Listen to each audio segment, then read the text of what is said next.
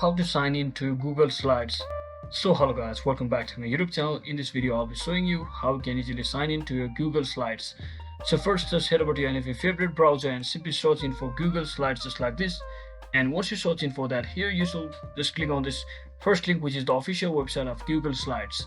So once you're inside here, you can basically create a beautiful presentations from using Google Slides, as just like you do it on presentation PowerPoint presentations. So to sign in, you can simply tap on the sign in form over here as well. And once you sign in, make sure you have already logged into your Gmail account. As you can see in this Google Chrome browser, I have already logged in with my Gmail account, so it is automatically logged into my same Gmail account. But if you haven't already, you can basically first log in with your Gmail account and then try to log in or sign in with your same account inside Google Slides as well.